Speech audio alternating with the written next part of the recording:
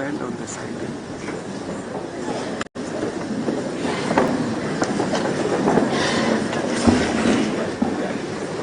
All right, thank you so much. I'd like to start by asking the younger hustlers represented up on stage to begin by sharing a little bit about your story for His Excellency to understand. Excellency. May we kindly get a microphone?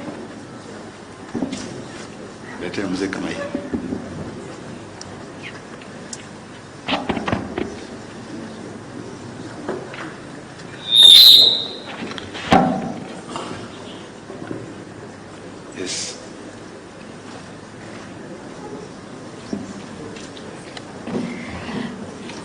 His Excellency, President of the Republic of Kenya, Dr. William Samoei Ruto, distinguished guests and gentlemen, and all protocols observed, good morning. My name is Al-Mikdad Hassan Nandwa. I run Fawaki Import and Export Limited. I'm just a 23-year-old agripreneur,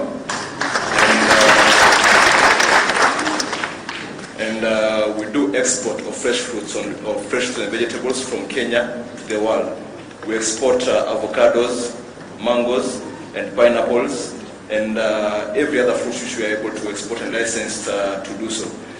At the moment, we employ more than 50 workers, and we work with more than 20 farmers, both large scale and small scale. Right now, we are doing 196 tons monthly, and we have orders for more than 600 tons monthly, but due to challenges young hustlers like me face, we are unable to meet the orders because of things to do with finance. Basically, for us to be able to do that, we need a big amount of money, which is around 70 million, of which a young hustler like me, it's difficult to get such an amount. Basically, for us to start this business, we wanted to do something that we are able to also earn from, but at the same time, to also help our economy grow, whereby we believe that in exports, we bring money to our country, whereby we are also able to help the population, whereby you can see the families that we are able to feed, the farmers that we are able to support. At the same time, there are some challenges that we also face as exporters, which of recent is the case that exporters lost in court, whereby the levy that we pay was increased from 30 cents per kg, and at the moment we are paying 0.25% of the invoice value, which is kind of expensive for us, basically because the 30 cents per kg that we used to pay it quarterly, but at the moment now the 0.25%, we have to pay it in advance, which is almost 12,000. So for example, if a young entrepreneur wants to start working, doesn't have the money, it's difficult for him to be able to access the market and to be able to export. Another thing is the delayed VAT refunds, whereby we believe as exporters we are supposed to be supported by the government, whereby if we can have a system whereby we can get refunded our VAT or immediately as other countries do it, we'll be able to increase the volumes that we do, because with that VAT refund, we're able now to increase the volumes that we do and do our work as expected. Another challenge basically in the international markets is a non-payment from clients, whereby you export to a client, but basically they don't do according to your agreement. And because the consignment is in another country, when you even go to the other country to open a case, you lose it because basically they'll favor their national. So we have to do something about that. Maybe we can put a restriction. Basically, all Kenyan produce of a certain type goes at a certain price. If we want to export, maybe they have to do it you have to show that you've been paid already, which will compel even all the importers to work on the same one. We as Kenyans will not lose money in the market. Thank you, Hassan. We can stop it for there now, and then we'll come back to you in a moment. I would like to hear a little bit more from the others, and then we will also engage in a little bit more detail once we have the introduction from the other panelists. Wendwa, let's come to you. Please introduce your business to us. Your Excellency, the President of the Republic of Kenya, Deputy President, distinguished ladies and gentlemen, Good morning. My name is Esther Lenya, and I am in the manufacturing sector, food production value addition. I work for a company called NTH Limited, and mine is a story of a hobby turned into a business venture out of adversity. From the fashion industry, wearing high heels, to the manufacturing sector, wearing gumboots now. I lost a business that I had built for 15 years during the COVID pandemic, and that's how I found myself in the manufacturing sector. Thank you. Thank you so much, Mwendwa. Kenya, Excellency David President, all protocols observed. My name is Engineer Charles Kalomba. Your Excellency, I'm here to talk about the story of Juakali, which is you've been really a supporter of Juakali for a very good time.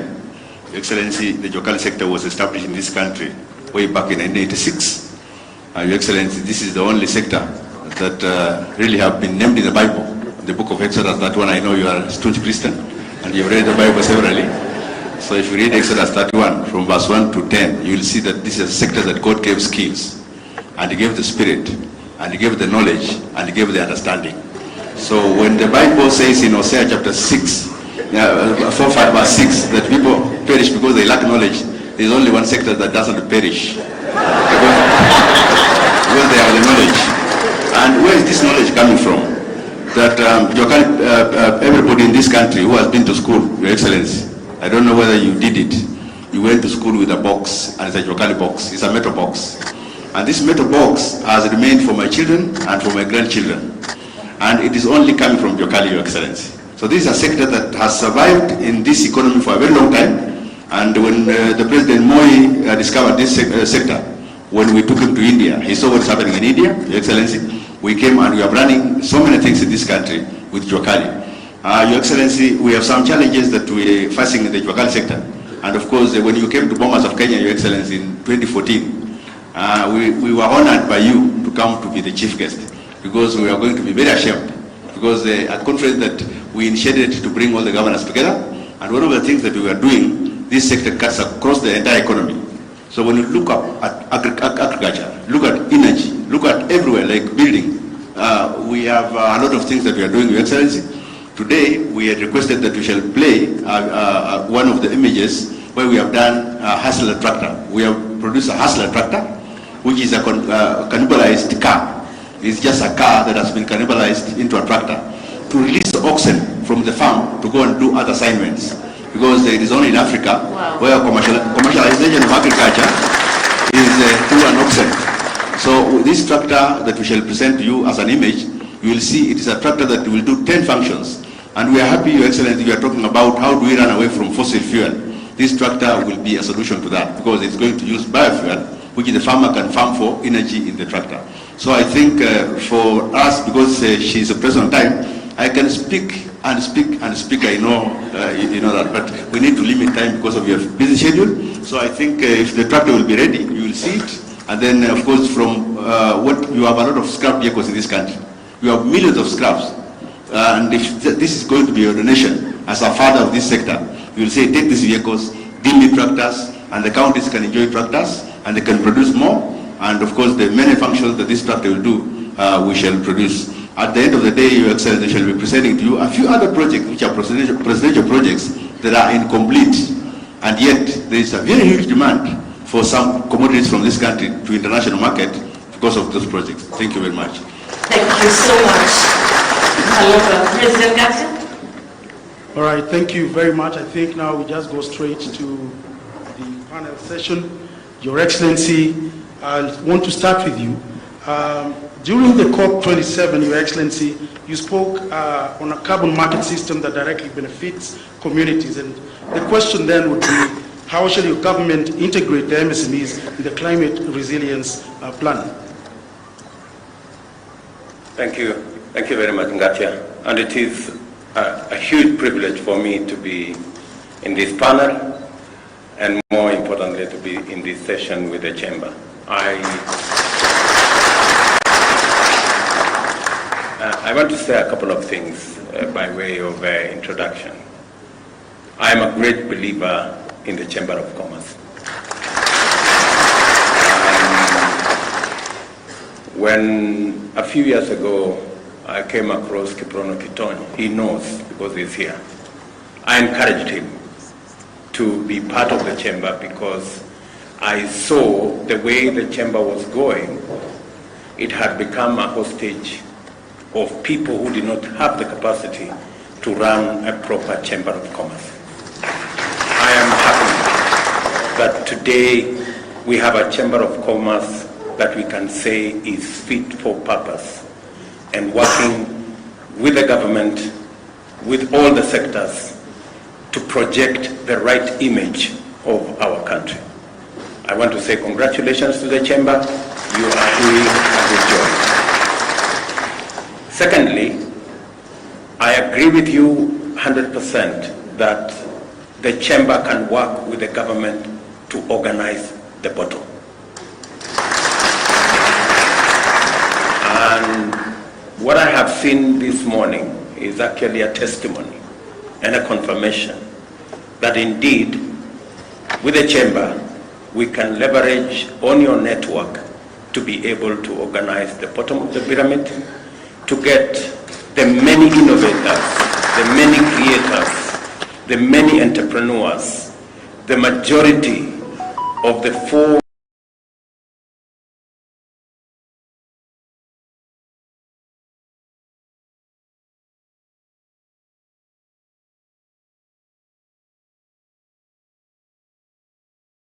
million to Magdalene, to Trevor, who spoke earlier, to Eugene, who spoke earlier, and they present and they represent our future. The one asset that we have in Kenya, a very rare asset, is our human capital. We may not have gold, we may not have silver and all the other things, but we have the people of Kenya, and that is the asset that we have. And that is the asset that is going to turn around our nation. And I am happy that we are working together to sharpen, to model, and to shape the human capital that we have through training, through education, and I am very confident that going into the future, from all our learning institutions, training institutions, we should be able to build the human capital that is going to make the difference in our country. That is already it is making. That's one asset. The other asset, apart from sharpening that asset through education and training, we need to fund. And I am very happy that we are having a conversation and even listening to my great exporter here. The constraint that has been around our human capital and especially our micro and medium enterprises has been the concept of financing, affordable financing. I have listened to the banks who spoke to us here, great people from Equity to APSA to DTP here. I really want to persuade our financial institutions, yes, to be flexible in how they lend their finances, but also to consider the aspect of cost. What is the cost of their finances? I would have been very happy to hear Equity Bank say, we're going to lend to SMEs on a single-digit interest rate. And I really want to challenge our financial institutions with tremendous respect that it is possible and it is time that we inspired our micro and small enterprises by ensuring they have access to affordable credit. The government of Kenya is going to work with you as we fashion the Hustler Fund I want to promise the country that the Hustler Fund is going to be on a single-digit interest rate, and progressively for the smaller enterprises, we will begin with just a simple fee without interest, because we want to fire the bottom of the pyramid. That is where the engine of our economy is.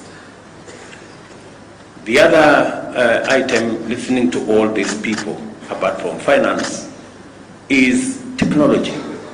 We must leverage on technology to be able to be efficient and effective. And that is why, if you see our manifesto, we talked largely about SMEs, because we know that's where the jewel is. And secondly, we talked about affordable finance. And thirdly, we talked about a superhighway, because technology, listening to Magdalene, I am very confident that employment is going to be ready and available if we can ensure that we spread technology, we have financing, and that is why we talked about the superhighway. The superhighway is supposed to do two things: to make sure that the country is connected, and I'm happy again to announce here that the real last mile in technology is the gadget. And already we are working with our telcos, our telecommunication sector, so that we can have a smartphone that is going to be less than 5,000 shillings. A smartphone that can do everything that you want. A smartphone that can make sure, today the cheapest smartphone is 10,000, maybe 15,000. We want to see whether we can get it to $30 or $40. And I want to promise the country that in the next 8 to 12 months, we will have the cheapest smartphone in Africa, manufactured in Kenya. And finally, the concept of the superhighway is to also make it cost-effective to trade on and to work on the digital space. And again, let me use this forum to say we have about 15% of government services on the digital platform. If you look at our manifesto, we said we are going to move 80% of all government services on the digital platform. Again, let me announce here that we are working on it, and by God's grace, between 6 and 12 months, we will have moved 90% of all government services onto the digital platform, and ensure that from the comfort of your home, you can work with the government. You can get your licenses. You can get every government service online without having to travel to any office, without having to go to any park. And again, to use the digital platform to also collect our taxes. So, good people listening to each and everyone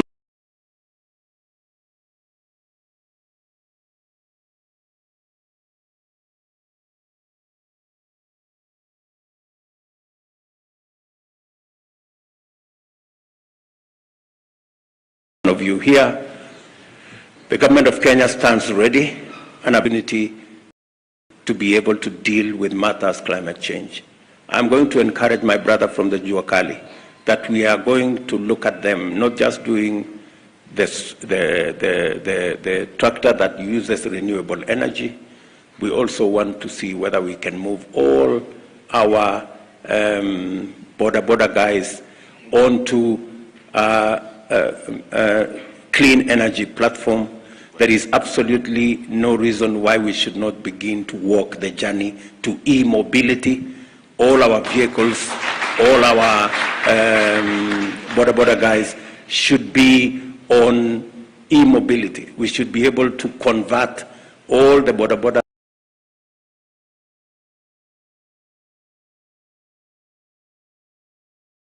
we have so that they are electric and they can use renewable energy, solar.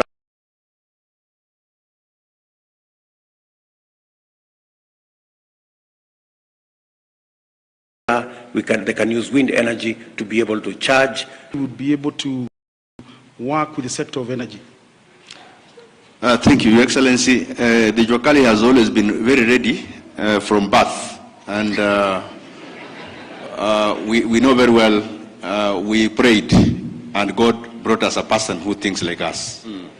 And in energy, we have some projects, very simple projects that we have done across the country.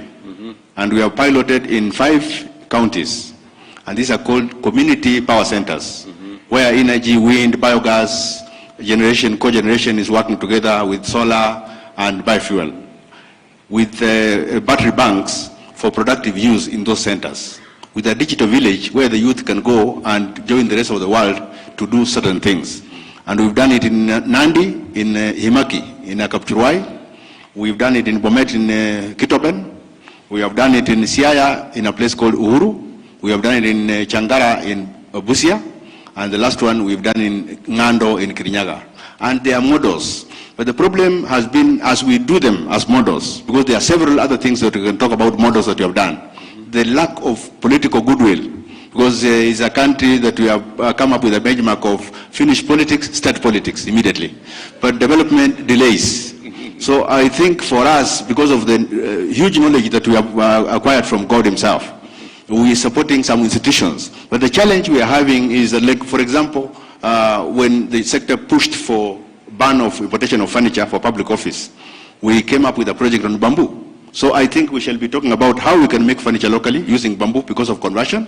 And I think on energy, we're doing a lot of briquetting from waste. We're doing a lot of biogas generation. Like, for example, if you go to Naivasha, you'll find, Your Excellency, there is a team that was having 100 tons of waste of baby corn and cabbage as waste. Today, they are producing biogas, and you can package the biogas to use on automotive. So as we talk about the issues of clean energy and all these things, we need to go that route. And Juakali is leading the way. One of the challenges we're having and we want to unlock is institutional synergy. Because there are so many institutions in Kenya, especially the agencies of the government, that listen, they get agitated, they don't want even to involve the Juakali into their system. So you find even their boards, they lack representation of Juakali. Then the common manufacturing facility, which we have been pursuing the chamber to support us, where quality is supposed to be a measure for a Juakali product. When you talk about a wheelbarrow, the whole of East Africa is buying wheelbarrows from Kenya. The whole of all the jikos, and I'm told if you have a kitchen without a Juakali jiko, it's not a complete kitchen.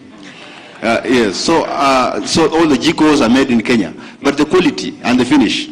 Your Excellency, I know you'll be with us in Kampala, and Excellency, the Deputy President may be with us in Kampala again. We are having a regional exhibition, and Juakali in Kenya is leading the whole region. And the chairman of Musea is here, Mureu, and he's the chairman of Musea, who is supposed to be leading the process in Kampala. So I think we are leading the region, and we want the region to really benefit from us. So Thank you very much, Terian. Perhaps a final question, Your Excellency. Yesterday you talked very passionately about Kenyans accessing the South African market.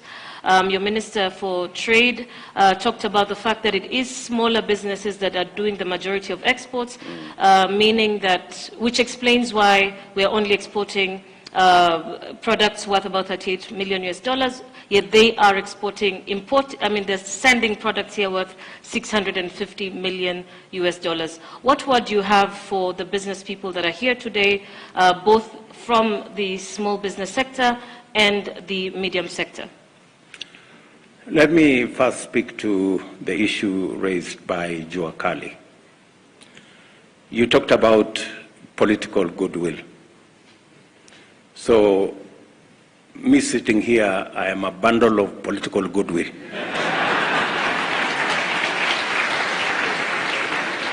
So at least one issue is out of the way. The second issue is the common user facility, which you have talked about. And you are so right.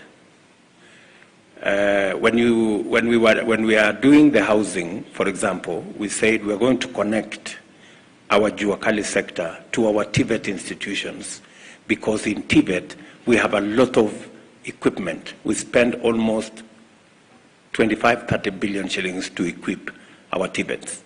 And we are now saying there must be a working formula between the Juakali and our Tibets, so that the Juakali can leverage on the huge resources and equipment that we have in our Juakali to professionalize their work.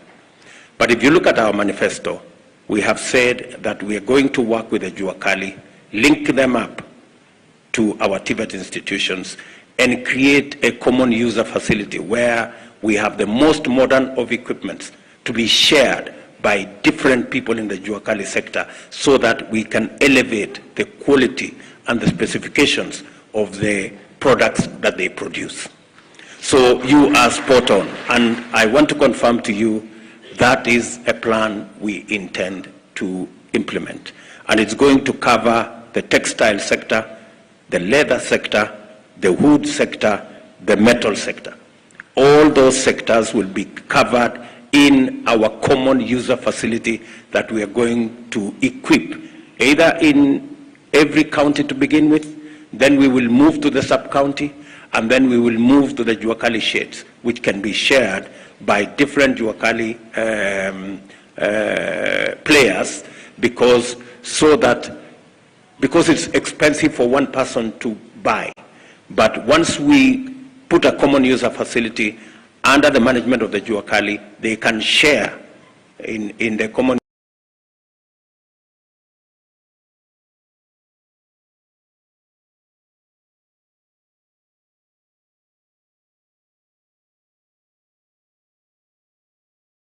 user facility for all.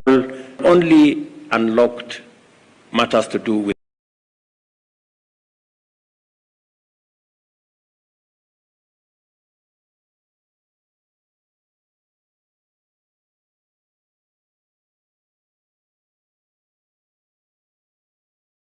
travel. We also unlocked and eliminated barriers. And yesterday in the evening we got a brief from the ministers concerned, but by December this year, the ban will be lifted so that our products can access the South African market. We cannot sell our tea to South Africa. We have a challenge selling our pineapples. We have a challenge selling our avocados, as was mentioned by this young man. The issue was that we are operating on different phytosanitary requirements. We have said we are going to harmonize our phytosanitary regulations so that by January we can be able to access the South African market as they access our market. That way we can begin to bring down the difference in the trade levels between our two countries. As was said, they are selling to our country $650 million US. We are selling only $40 million to the South African market. And yet, the primary or the premium products that we'll be selling to South Africa have barriers. One of them is tea, and I persuaded the President of South Africa that by January, February next year, we should be able to export our tea to South Africa. And I do that for all the other countries, including our neighbors, and I want to persuade all of us here, whether you are in fintech, whether you are in agro-processing, whether you are in the Juakali sector, we must focus our market beyond Kenya. And that is why we should leverage on the East African community, and more importantly, we should leverage on the infrastructure given to us by the Africa Continental Free Trade Area. Africa, ladies and gentlemen, is our market for our tea, for our coffee, for our milk, for our fintech, for all the products that we produce. We must raise our horizon to the 1.2 billion people in the African continent. And we must target the 2.7 trillion GDP and make some of it Kenyan GDP. And I am ready, I am willing, and the government of Kenya is going to work with each and every one of you in your sectors so that we can scale up. I like the words of Magdalene. She said, her enterprise is scalable and her enterprise can be expanded. You know, I really like that. And that should be the mindset that we have as Kenyans. Thank you, sir.